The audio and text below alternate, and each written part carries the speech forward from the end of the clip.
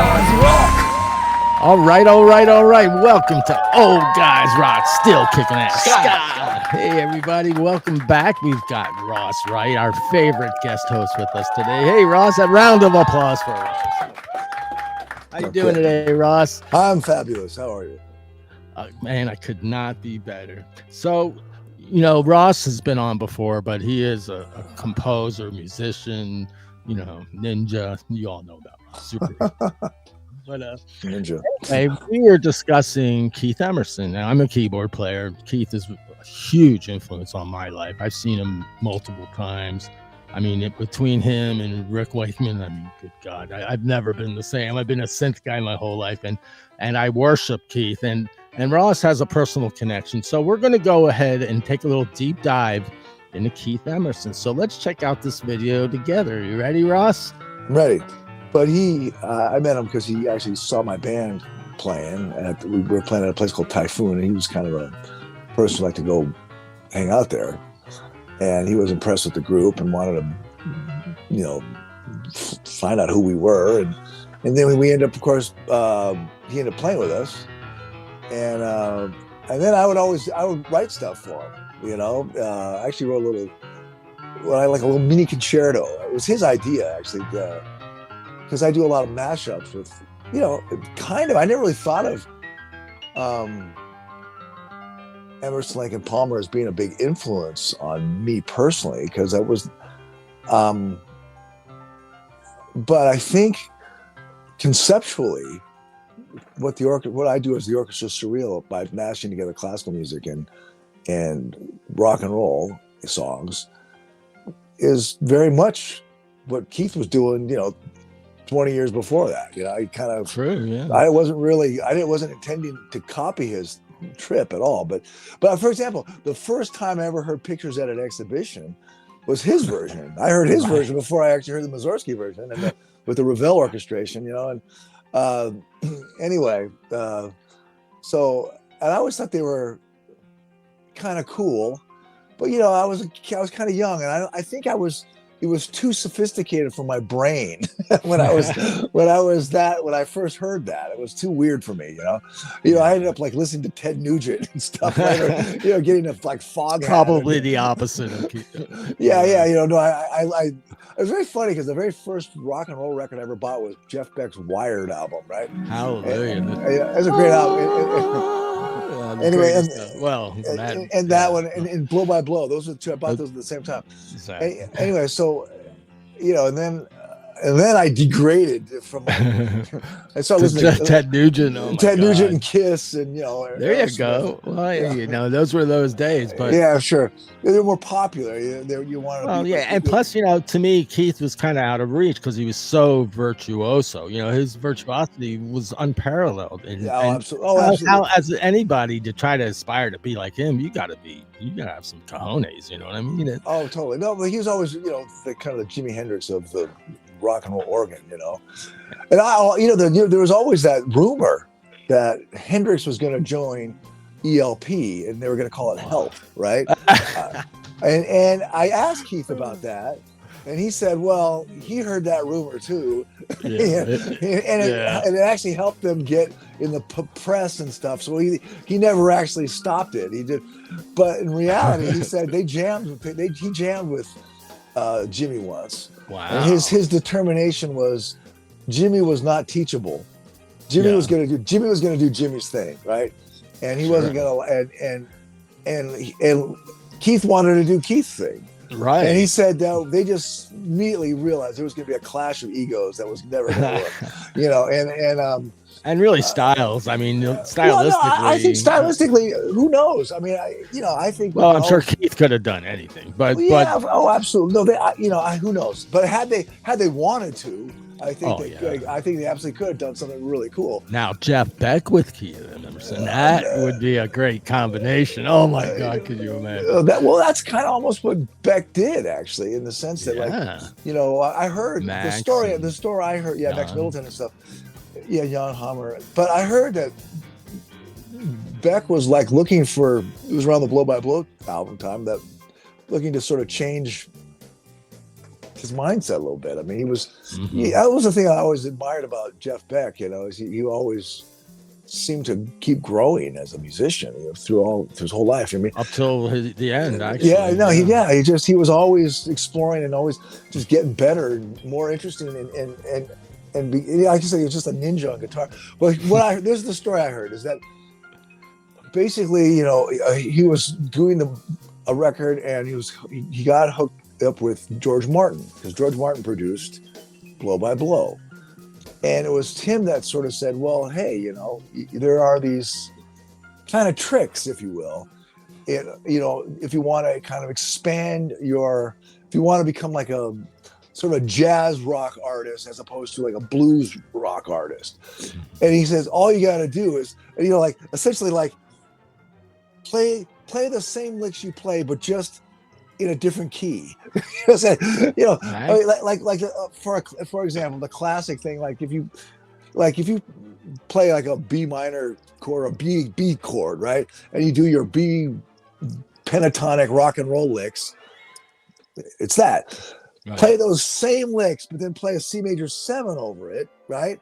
Then all of a sudden the fifths and the thirds and the fifths and roots and seconds become major 7s and sharp 11s and 6s. You're playing Steely Dan at that point. And you're playing major, yeah, exactly. And you're doing modes. You're playing modally. Who knew? Exactly. And all of a sudden, and he could do that. I mean, he could do that like almost instantly. Yeah. And so his ears really perked up, and that was a rumor I heard. That's a shame. That would have been quite the mashup. No, that's what he did. Well, that was what he did on Jeff. Right. That's what he did on. But he never played with Keith, though, right? No, I don't. Yeah, no, he never played with Keith. It's a shame. I mean, you would think they would have crossed paths with their backgrounds. Well, they did cross paths and they did play together. And I said, but they never recorded. They just they jammed together, and that's what I was saying. Keith thought it was going to be a clash of egos, and that wasn't ever going to happen. But since it happened, there was a rumor about him joining, and so since Hendrix was way more popular than Emerson, Lake and Palmer, they said, well, hey. All right, Ross. So you were telling me earlier about Keith's unfortunate death. That's one of the big tragedies in rock and roll, honestly. I can't even think anything worse. But if you wouldn't mind. The worst thing about it is he killed himself, and it was totally unnecessary. I mean, the thing, from what I understand, I mean, I've, sort of talked to other friends of his and kind of know a little bit of inside scoop about what he was going through. I do know that like he was about to go on tour in Japan, and he was putting his band together, another band, and he was getting trolled a lot online by a bunch of dicks who were saying, you're a has-been, you can't play anymore, pack it up, and all this kind of nonsense, right? And anyway, and it actually, he was not a man without an ego, and it definitely hurt. That hurt, it pierced who he was, and his self-image was all based on, being a great piano player. I mean, I did a gig one time. Well, I think I told you this story already, but he had written a piece for orchestra. Well, first of all, he has a piano concerto that he wrote for the orchestra that's online. That's fucking great. I mean, it's like, it's Bartok level shit. I mean, it's like really like, wow. I mean, when you realize that he had a really very advanced sense of advanced vocabulary and a really command of composition. It wasn't like that. It's not a hack piece by some rock keyboard dork. It's like a real legit piece. And I mean, I forget who's playing it. It's not him. It's like some legit piano player. Wow. That's on. Anyway, I think Montreal Symphony plays it. Anyway, and so he had written a piece that he called me one day. He goes, Ross, the Kentucky Symphony asked me to come and conduct my piece, and I don't know how to conduct. And I went like, all right, well, I can help you, I guess, if you want. I wasn't sure what he was asking me. You want me to like coach you on how to conduct your piece? And the short answer was yes. He had already asked Peter Bernstein, who's Elmer Bernstein's son, to help him. Wow. And so he showed me the video of what Peter was telling him to do. And I go, well, Yeah, that's right. Yeah, I mean, that's I'm not good. really telling you anything that he hadn't already told you. But I kind of sat down with him, and then I said, "Well, look, I have an orchestra. Why don't you conduct my orchestra? We'll do a gig at Typhoon where we used to play regularly, and he was and you can do it. You can get your feet wet and do it before you go conduct the Kentucky Symphony." And at first he didn't like understand what I think he didn't get it, but then, long story short, he said yes, and so I got with him and I kind of helped him get through the piece so he can conduct it, and anyway, we rehearsed it. We did a rehearsal, and I must say, honestly, that rehearsal, I was like biting my nails. I thought, oh my God, he's not going to be able to do this, man. He's not going to have it together. Like, we got the gig was the next day, right? Oh, I mean, he was like, and he didn't have to do it. I think it was in 3. All he had to do was like this, it was, and then there was one point where he had to stop. It was a fermata, and then go again, right? I mean, it was like, there wasn't really, but it was still like, oh my gosh. And so, anyway, but long story short, we got to the gig. He stepped up. Not only did he fucking look great conducting, he nailed it, right? And it's so funny because he got better pictures that day of him conducting than I've gotten like in 20 years of being a conductor. I was kind of pissed about that. But then, he's a poser from way back. But here's the other thing that's kind of funny. What I also realized is he wanted to open the show with him playing piano, and I said, okay. Yeah. And so there's another piece of his, I forget, we did another one. He wanted to do Honky Tonk Train Blues. So we did that. And then we did another one of his pieces that I conducted, and he played piano.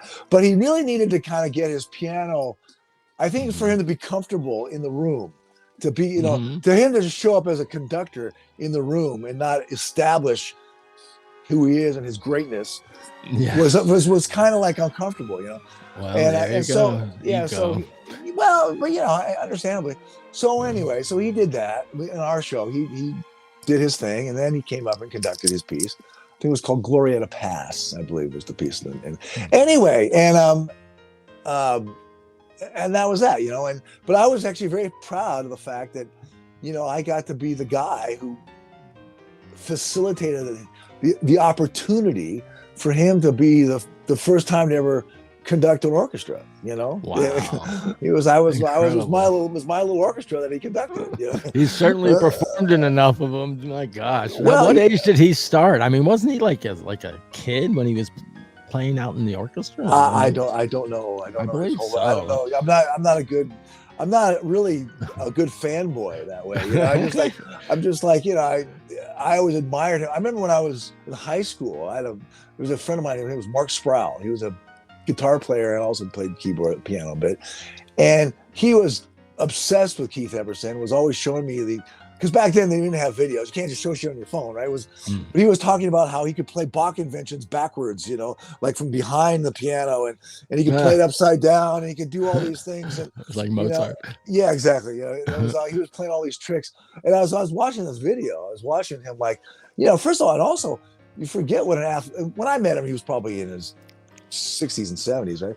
But I mean, he was a really athletic guy in his youth, man. I mean, he's like jumping over the things, doing handstands on the piano and somersaults with a baby grand. I mean, what kind of? Oh, totally. And like and throwing a Hammond organ around like it's nothing. And those things anybody who's ever moved a Hammond organ knows they're a beast. That's a big hunk of wood there. My back is still in pain from that piece of crap. Although I love that thing and the Leslie. Between the two of them. Oh yeah, no, it's a great sound. Look at that guy. He's unbelievable. Yeah, I mean, if you're right though, like if you've never seen him live, you don't know Keith. Well, I think I told you. I even told Keith this. I hope he wasn't offended. But I go, dude. I watched a bunch of ELP videos the other day. I told him this. I said, and basically I walked away going, basically it was Keith Emerson and like 2 other guys. And his sidemen. Those 2 other guys were really irrelevant, man. It was just like, I mean, he totally, completely commanded and stole the show, and it was really about him. Well, And that goes to his ego again, I don't know. I guess it's also his talent. I mean, well, true, but I have a feeling why he ended his life so early, because of being so high and mighty, and it be cut down like that, because social media is brutal and it hadn't been around long. That was part of it. And also apparently now there's more to the story too. Oh, yeah. Yes, there was the trolling that was going on, and that was kind of overt, but also privately, he had been on antidepressants and he was taking all kinds of whatever those are. And I think he was also drinking. And apparently that's a bad combination. When you drink and take antidepressants, the irony is you get super depressed, and people become suicidal. And I think that's kind of what happened, Really? I'm sure. I mean, in fact, I'm pretty certain that's what happened, And I know he was having some, there was just some personal issues with, the love life things, and I don't know, but and just and stress of life, and going on the road was stressful, and like I said, all these other things, and so he's probably, and if I read his book, I have his book. I never finished reading it, but a lot of it's about him being pretty an indulgent guy in his youth. And so I think a lot of his go-to methods of coping were, substancey things, and so, imagine as things stressed out, when his life got a little stressful, he went to his go-to methods. And in this case, because he was chemically different, as being older and on antidepressants, doing whatever drugs he would probably do, or that's probably his drinking, didn't work out the same way, right? And it had a very different kind of consequences to it. So anyway, I mean, that's you remember the last time you were last time I saw him, last communication with him. The last communication, I guess, was the voicemails he left on my answering machine. But before that, I had seen him just like maybe a week before he left the messages. Those messages were maybe a couple of weeks before he killed himself. But it was just a little bit after his birthday. He called me. I went to his birthday party, and it was kind of fun. It was a pretty, there was some people there that were somebody's. Rudy Sarzo was there, and I remember I played Rudy's bass. Live, who? There was live music, obviously. Oh yeah. And in fact, yes. No, we ended up. I was playing bass, and Keith was playing keyboards, and there was a guitar player who was, I don't know his name, but he used to play in Paul McCartney and the Wings. So it was like Denny Lane. I don't know. I don't even know. He was Denny Lane was his main guitarist. Yeah, I don't know if it was a younger guy. A couple of guys. Yeah, I don't know. I'm very no slouch. No, well, he was a rock guy. He wasn't, I wasn't. I mean, it was kind of funny because Keith wanted to play Twisted. Is it called Twisted? Yes, Twisted, which is, it's a bebop blues, right? It's basically it's a Victor Young, not Victor Young. Excuse me. I hate when my mom, my animals told me, "Went out of my head." The Manhattan Transfer. Well, Manhattan Transfer did it, but it was Hendrix and Ross, I think, were the ones who originally did it. I think. Oh, cool. But anyway, it's a very cool. But it's just a B flat blues, but it's a specific kind of blues. And I remember the rocker dudes didn't know how to play that kind of blues, right? And I was like, I bet. And I go, oh, dude. And so that was kind of, because they just don't know. There's a lot of, it's not just your standard 1-4-5. It's got longer turnarounds. It's got a bunch of, back cyclings and a lot of 2-5-1. Well, it's not that weird. It's just you got 2-5-1s, you got 3-6, 2-5-1. There's all that kind of and all that kind of stuff. But anyway, and it's a saxophone solo that became a song, and I'm blanking on the guy's name. It's anybody who's with half a jazz brain is going to be, thinking I'm an idiot, But anyway, Lester Young, was it? Thank you. Yes, Lester Young. yeah. Anyway, and But you so, said sax guy, didn't it? well, oh yeah, well that's it's Lester Young solo. Um, all right, but anyway, I remember that happened, and so I ended up playing. That's really cool. We The ended up thing, playing. how does Keith Emerson jam? What does he want to do? You know, Yeah, in the mind well, of Keith Emerson.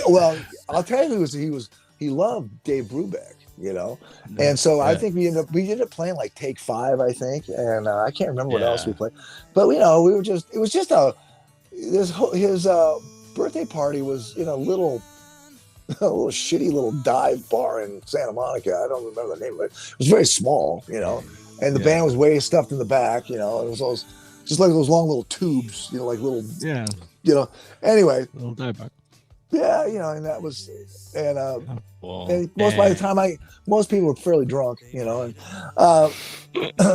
but you know, there were some who's there, you know, uh, but so afterwards he left a message just saying thanks for coming to like my party, good to see you, but, you know, pleasantry stuff, nothing particularly profound. He didn't tell me, oh, by the way, I'm gonna kill myself. I mean, there was nothing that suggested no indication or inclination at all, huh? No, nothing. I know he would tell me anyway. I doubt I'm not on that level, but he did, you know. I just coincidentally I saved those because then they were still on my phone when he died, and so I went, oh shit, I'm saving these, you know, and so I did, and I got them. I think it's in my computer somewhere, you know.